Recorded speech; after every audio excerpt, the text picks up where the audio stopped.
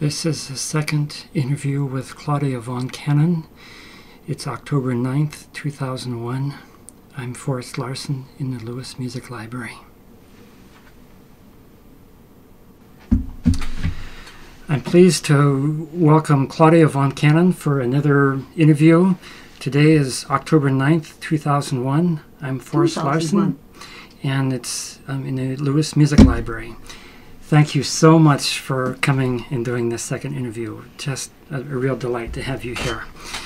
I'd like to pick up where we left off in the last interview, and we're talking about your teaching at MIT. And you taught for a number of years the Intro to Music course 2160, as it was known then. This is a course where most of the students don't read music. Can you talk a little bit about what it was like teaching that course and some of the goals and purpose of that course? Yeah, I told it already last time. The thing is this: the most important thing for me personally was that I showed the kids that silence was as important as sounds. Mm-hmm. And that they were all the time exposed to continuous noise. Yeah. And as Igor Markiewicz, with whom we worked quite a bit, said, children, silence is music too. Mm-hmm. And that's what I wanted to convey to the classes, because most of this generation cannot listen. Mm-hmm. Mm-hmm. And so I started with silence, and then another thing is that not very many of those kids can make music.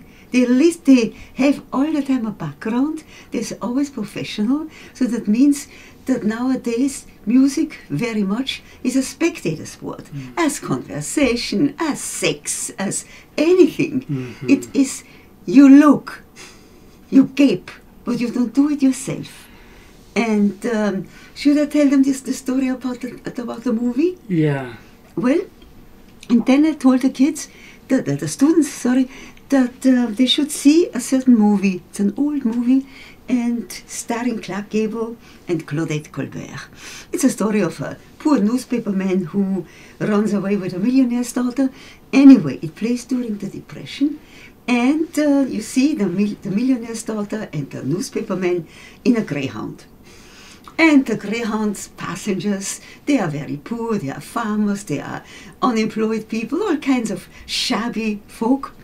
And at a moment, after conversation, they started to sing. And they sang the Daring Young Man and the Flying Trapeze.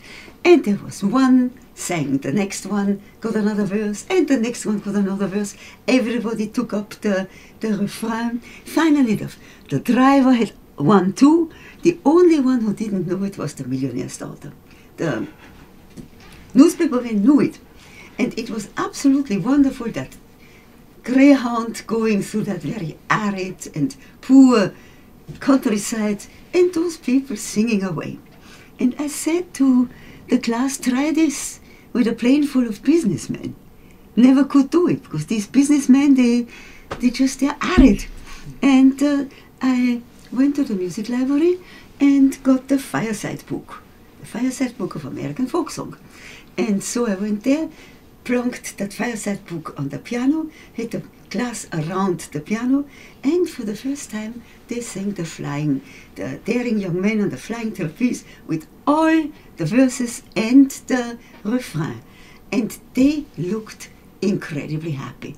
And this was, so to speak, the ground, the basis on which I did the 2160 afterwards. Well, that's certainly something they'll take away with them. Was there anything about particular pieces of music that you felt particularly important for them to... Oh, yeah. Yeah. For instance, the Resurrexit of the B minor Mass. Mm-hmm. Or I emphasized very much on pieces which, so to speak, wake the dead. Uh-huh. And the Resurrexit, then the Réjouissance of the Fourth Orchestra Suite, the D major of Bach, mm-hmm. and the whole Don Giovanni, then Duke Ellington, and also...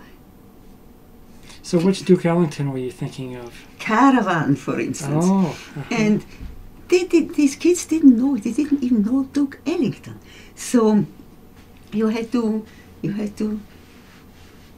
how you say that? You had to fill that gap. And then I emphasized mostly on music, so to speak. I didn't do a lot of Mahler. I didn't do a lot of Bruckner, because there you really need to be, you have to be more conditioned. And if you confront music for the first time, you have to have great music. Mm-hmm. And so with the Bach, what, and you said other things about raising the dead. Tell me about what was behind that. That's an interesting concept. What? You said you mentioned the movement from the Bach B minor Mass, Mm-hmm. and you said that there were other pieces about raising the dead. Raising the dead, exactly. Tell me what was behind this for you, as far as introducing this to the students. That's all it says. Uh-huh. That puts people in a state of bliss. Uh-huh. And that's very necessary, that you start with the biggest pieces. Mm-hmm. Or for instance, there is a final in a certain Haydn trio.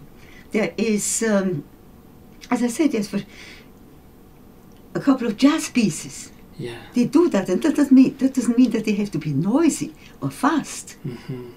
But there are certain pieces of music I cannot express it otherwise that raise the dead, and that's the one you have to play to the 2160. Uh-huh. I'll have to, when next time I hear the Duke Ellington Caravan, I'll have to think about that. That's very interesting.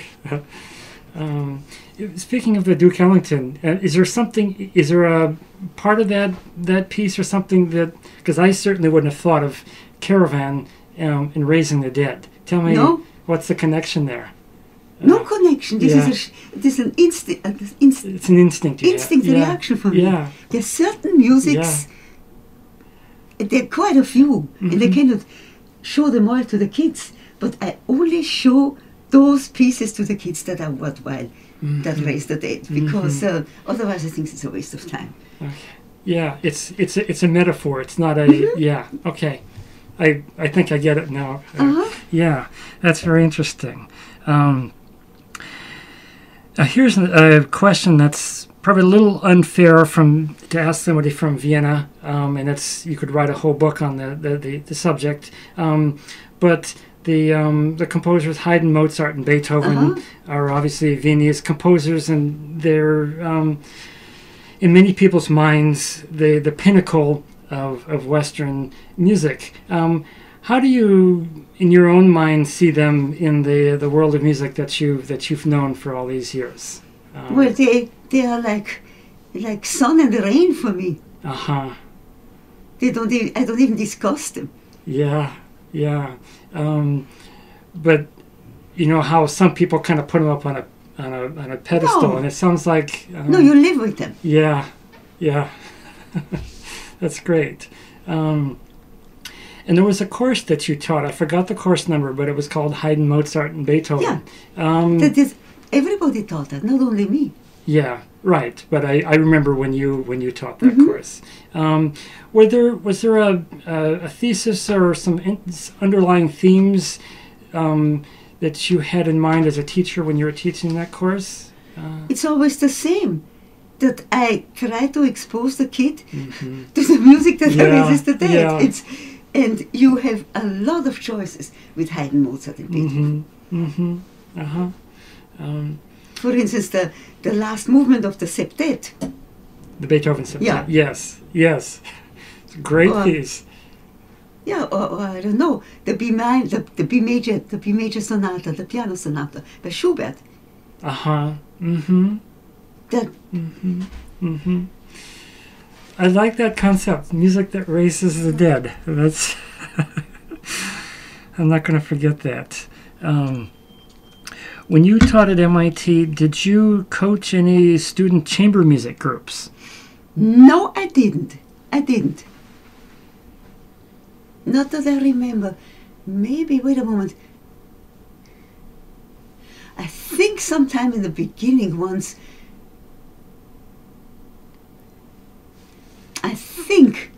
I coached a few that played a couple of parts in the Brandenburg Concerto, but that's long ago. Uh-huh. Yeah, you came the year after Marcus Thompson came. Right. And did he start the MIT Chamber Music Society right away? I can't remember. You have to ask him that. Yeah. But it was pretty soon after he came. Yeah. Did you have any dealings with that as far as helping the program run? No. No. Did you coach any vocal groups? Yeah, I coached individual singers, and then I was really hired and supposed to do opera. Right. But for all kinds of private business, which had nothing to do with me, it never came to pass. Yeah. So what are some of the vocal groups that you I didn't coached? coach vocal groups. I coached a couple of individual singers. I see. Okay. So there wasn't any madrigal groups or anything that No, you coached? that I didn't coach. Yeah. No. Okay. Not here. Yeah. There was for a time at MIT something called the MIT Early Music Society. Yes. But I don't know much about that. Do you? I had nothing to do with it. Yeah. Yeah. Who started that? Do you know? No idea. Uh-huh. I don't know. That's something I certainly want to look into. And you've mentioned this somewhat in passing, and I'll just ask it more directly. The place of music at MIT. Mm-hmm. This is a school that is that specializes in teaching science and engineering. And what place do you see music in the educational curriculum here?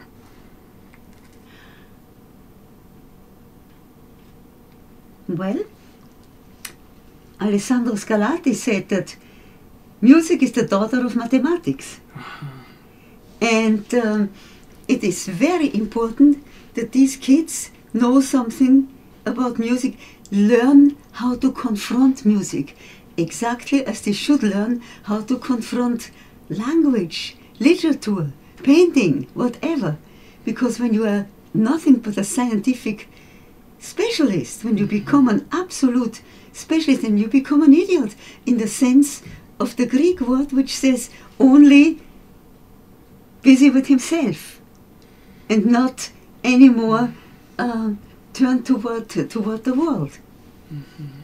And it's very important that the kids learn that, and as I say, that they learn to respect music. And you respect music if from time to time you shut up. Mm-hmm. And that's what you have to learn. Yeah. What are your thoughts about there being a major in music at MIT here? Good. Uh-huh. All right. Mm-hmm. Because the curriculum here is different in just the way that sure. MIT is. Do you think that the music major at MIT can offer something different than a music major at a traditional liberal arts college? This I wouldn't dare to answer, because that depends on the individual, how he handles the knowledge he gets. Mm-hmm. Mm-hmm. That depends entirely on what he retains. Mm-hmm. Mm-hmm. Yeah, there are some people who have questioned if MIT should offer a major in music, and I just from time to time I hear various discussions on that. Yeah, so it depends what that means, major in music. Mm-hmm. Does it mean musicology or does it mean performance? Mm-hmm. And that should be very clear cut. Mm-hmm. Because musicology as such is rather a field of sterility, I think. Uh-huh. Because you don't talk about music so much. Yeah. I had a feeling that you had some thoughts like that. Is there any more you'd like to say about that? Yeah. No. Yeah. It's like literature. Yeah. You read a book, but you don't read all the time what other people say about that book. Yeah. But obviously you respect some musicologists like Lowell Lindgren. Oh yeah, but that's different. Are there other musicologists that you've known that that you'd like to talk about or anything? Yeah. Oh, I've known Otto Erich Deutsch. Uh-huh. And he was rather fearsome and very much specialized. Wow. Did you study with him? No, heavens, no. No. No, I knew him when I was about 10 years old. Uh-huh. So wow. What was his instrument? he didn't play any instrument. He did the Schubert catalog, and when you have a Schubert, of course, it's D. That's all. Right. I just didn't know if he. No, he knew everything about music, but he couldn't play the C major scale. Wow. I wondered about him. The only time that I actually heard you play was you played the Bach violin and harpsichord sonatas with Rosemary Harbison in the chapel. Have you played with her much? And tell me what repertoire you've I have played only Bach with her. Right now, she wants to play again. Uh-huh. So you'd only played the Bach. Have you done that a lot with her over the years? No, we played from time to time, Yeah. but now I hope that I can play it. Yeah. I distinctly remember that concert. It was really, really beautiful. Did you ever play with John Harbison? With John? No. No. I just wondered. Oh yeah, I sang a couple of times when he was conducting some group here here at MIT. Wow. A couple of Bach cantatas. Oh, no kidding. Wow. Almost forgot. Were you singing the chorus, or were you? Yeah, sure. Yeah. It was a very small chorus. It was even. Do you remember which cantatas they were? Which was? I have to think it over. Yeah. Have you ever played any of his music, John's music? No. Did you ever hear John play the viola? At one time he was Yes. Wow. Do you have any memories of that? And what occasion might you have heard him play? It was some chamber concert, but I cannot remember what it was. I heard him play the viola. Was it a concert? Long ago. Yeah. Was it a concert at MIT? No, it was. I think it was at Emmanuel. Emmanuel Church. And but he was mainly my boss. Was that with something conducted by Craig Smith at the time? I think so, yeah. When John Oliver taught here at MIT, did you work at all with him? No, but I had a lot of very, very good conversations with him. No, I didn't work with him. Yeah. And you didn't work with him even outside of MIT? No. Yeah, okay. Any thoughts or comments about John Oliver? No, I always thought that he was an excellent musician. Yeah. But I wasn't particularly neither away from him nor very close to him. But I appreciate him very much. Yeah. Is there any performances that you heard him conduct that are memorable? Yeah, a couple of choral works where he was conducting. Had trained and coached the chorus. I think it was. Let me think. I think it was the Creation ones. The Haydn Creation. Yeah.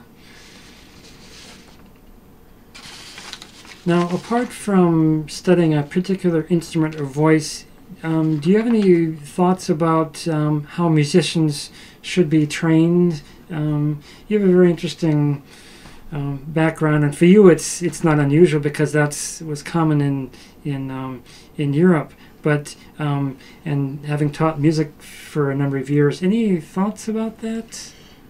You mean how music should be taught? Yeah. This is very hard to answer because that depends from what background the kid is coming. And it would be good to create a certain environment where the kid is not all the time exposed to noise. And I don't know how that is possible. Yeah. That depends on the family life. if somebody comes home or turns on the TV and there is noise from the very beginning.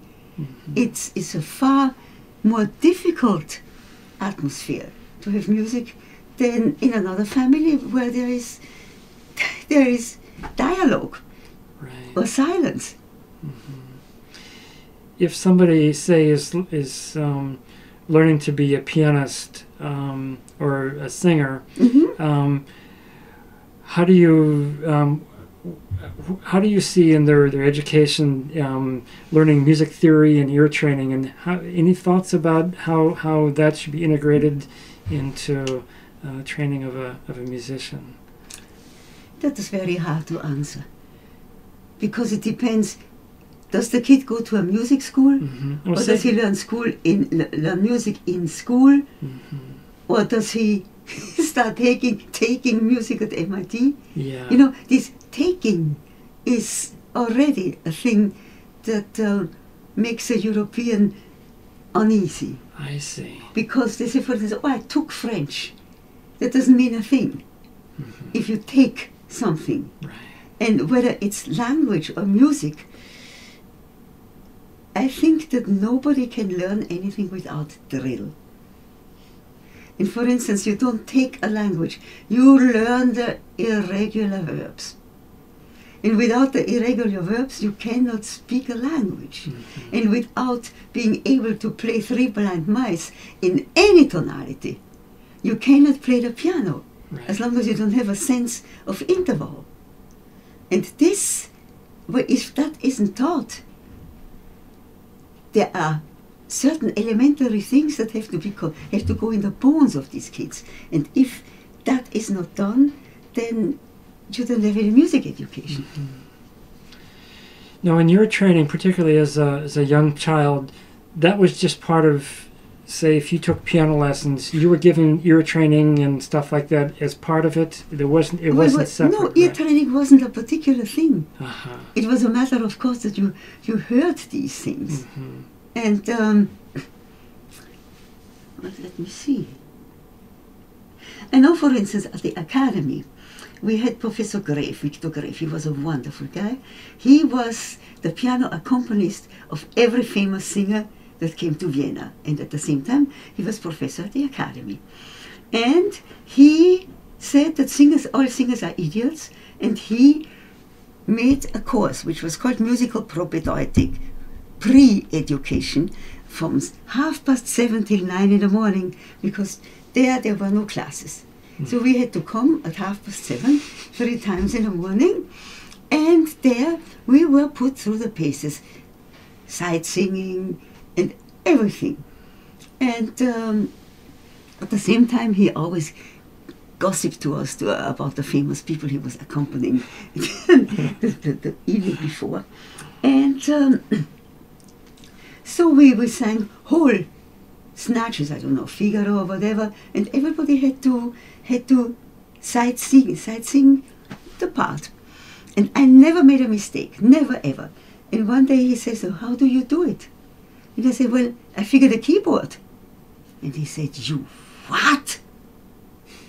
And from that moment on, I was more or less dead for him, because he had realized that I was not only hearing but seeing. That means I was cheating. He did not admit that you can have the intervals with your eyes as much as with your ears. Of course, I was all right, but I still remember how scandalized he was when I told him that the keyboard helped me. Yeah, and that's often taught. So it being cheating. A violinist or a singer should not help the keyboard. He found the keyboard an absolute crutch.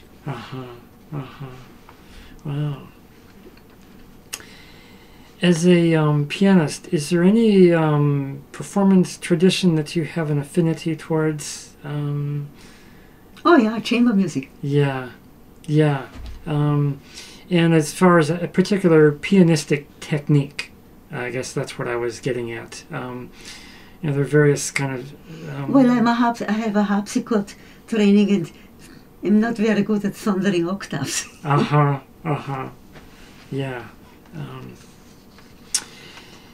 Can you tell me how you got interested in playing the harpsichord? How that came about?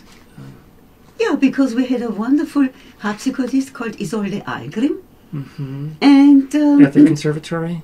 At the academy. Yeah. And so I wanted to study with her. And that's what I did. Mm-hmm. In the previous interview, you had mentioned Wanda Landowska as an influence. Did you ever hear? No. Wanda Landowska was not a great influence on me. Uh-huh. Sure, I heard her play very often, and also very, very many recordings. And to me, she is a little bit too brutal. Uh-huh. But this is an individual feeling. Yeah. Oh, so you actually heard her play a lot. Oh, yeah. Who are some other harpsichordists that you heard play that Fernando Valenti, whom I like very much. Mm-hmm. And Igor Kipnis. Uh-huh. Did you ever hear Gustav Leonhardt or Nicholas Harnoncourt? And do you have any thoughts about those figures? Leonhardt, yeah. I mean, he's a great musician, but Leonhardt does things which I don't understand. For instance, last year in Amsterdam, he did the B minor Mass in the so-called Westerkerk, in the Western Church. Uh-huh. We ran away after the second part immediately because it was such an echo that you heard still the first measure when he was already on the third. It was impossible, you couldn't. And I wonder how a musician like Leonhardt could do that in this church. And they said because he likes to conduct. But I think this is a poor reason.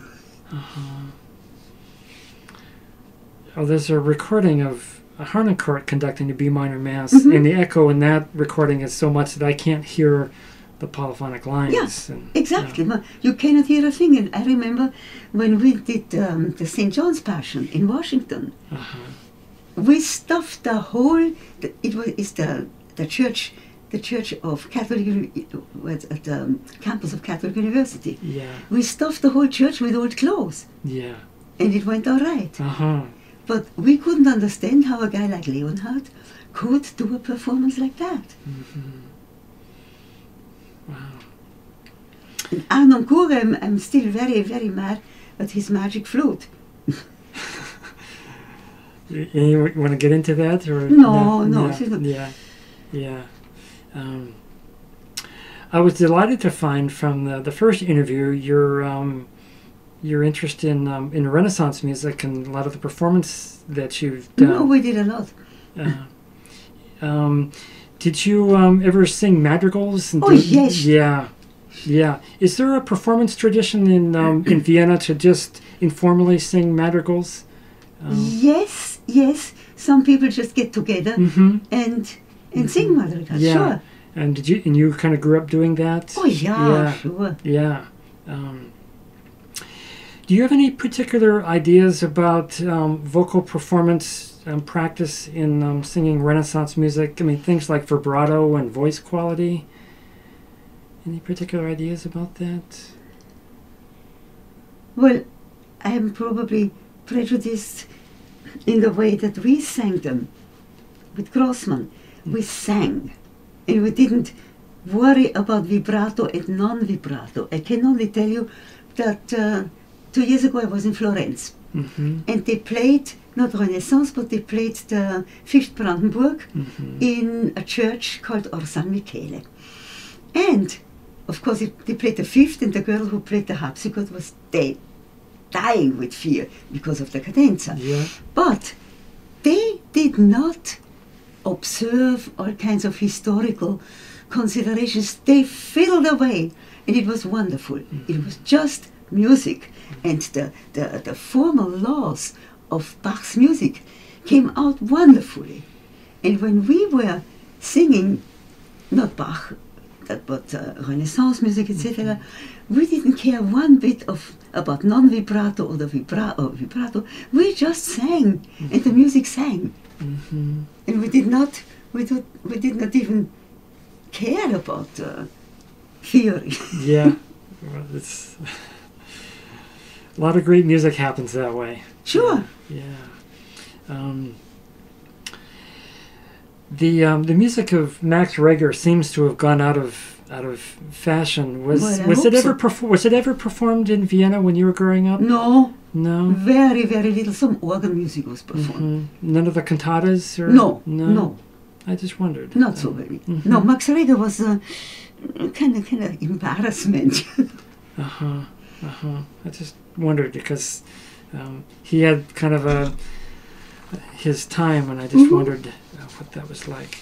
Did you ever sing the Bruckner Latin motets? Yes. Yes, we sang the Bruckner motets, and we sang the F minor mass. Do you have any particular feelings about the Bruckner vocal music? Oh yeah, I think that's great. Yeah. The motets are just great and difficult. Yeah. In the previous interview, you mentioned performing Monteverdi with soprano Susan Larson. Is there anything more you'd like to say about her as a singer? And Susan's a great singer. Yeah. And just anything else about performing with her? Yeah, I learned enormously from her. Tell me about some of what you learned from her. Certain ways of reaching certain notes.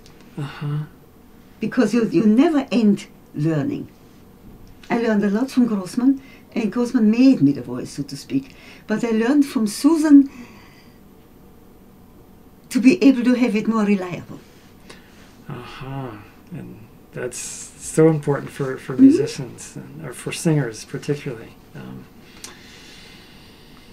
Any other things about musical interpretation or anything like that you learned from her? It sounds like she's been a big No, we're more or less on the same line, you know. Yeah. Who are some of the other Boston area music colleagues of yours that you care to mention?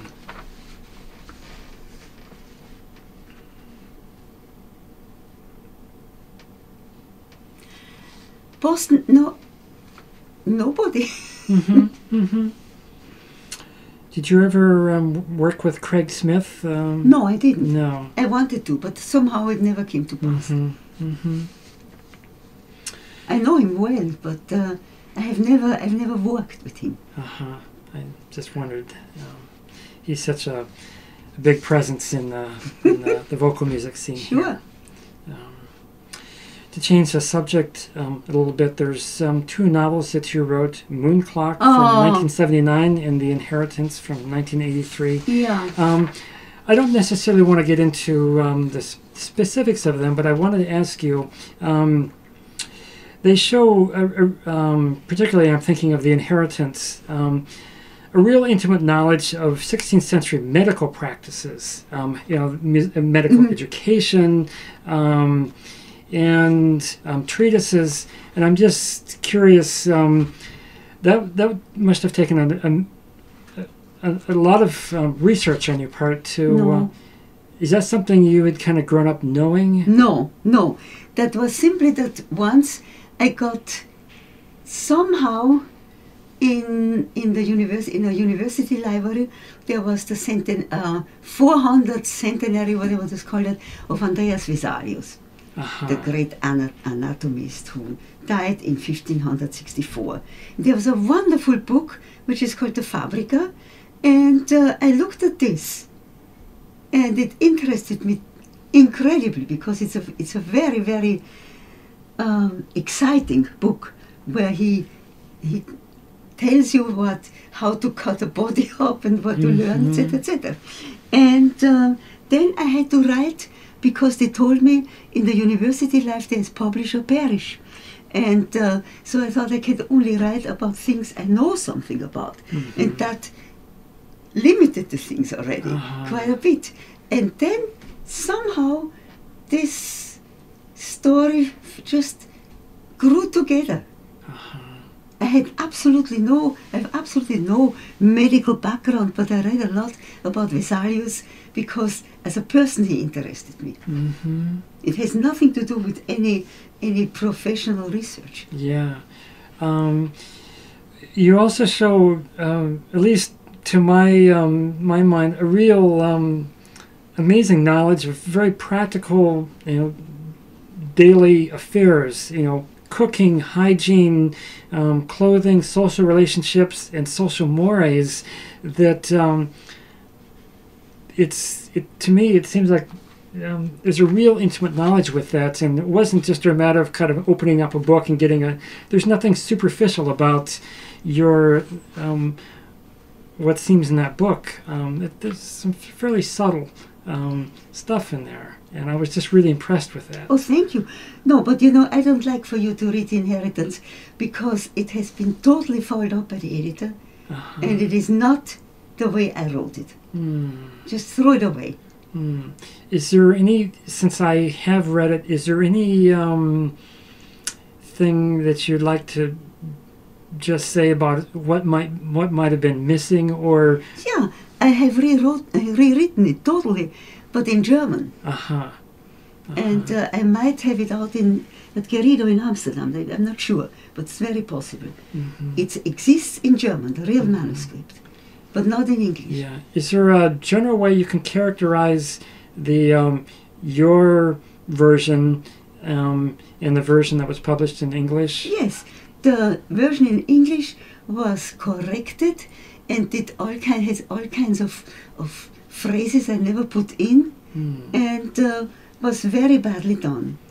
And my version right now, the German version, is the one I want to publish. Did they change the plot or no, any of the no, story? No, they changed no plots, but it was amateurish. It did all kinds of mistakes and corrections, and then the title was awful, the jacket. So I'm not very happy with this thing.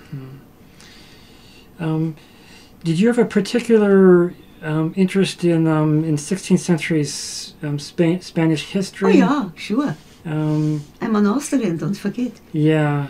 Is there any reason that you chose that time period for this novel? Yeah, because I wanted to write about Vesalius, and he was very much involved in all this business between Netherlands and Spain. Any thoughts that you might want to share about the other book, Moon Clock? Yeah, the Moon Clock is a Viennese book. Yeah. They didn't follow it up. Yeah, the Moon Clock, that was exactly the first book I wrote, and that was also the thought I can only write about things I know something, and I know something about Vienna, and Vienna in the Turkish wars and so on. What kind of research did you do on that? Research? Was it stuff you just learned as you had grown up? Mostly. Oh, I did a little research at the townhouse in Vienna, old town records. Because there's a real the knowledge that you have of some of the political affairs and social mores is it's just, I found that very, very interesting, and I learned a great deal. We learned that in school. I see. This is nothing particular. Yes. See, to somebody not from Vienna, that's yeah. Well, this is all local. Yeah. The locals know it. Yeah. Wow. Is there anything else that you've published or written that you can? Yes, I wrote a furious article against Peter Sellers. Oh, really? Oh. And that was published in the leading paper in Amsterdam. Translated into Dutch. Wow. You care to mention any more about that, or your thoughts about Peter Sellers? I don't want to start my thoughts about Peter Sellers. Yeah. So that was published in Dutch. It's not a. Oh yeah, it was published in Dutch. Yeah. When he when he started, I don't know what he did. They had a big fat article. He was very proud. Uh-huh.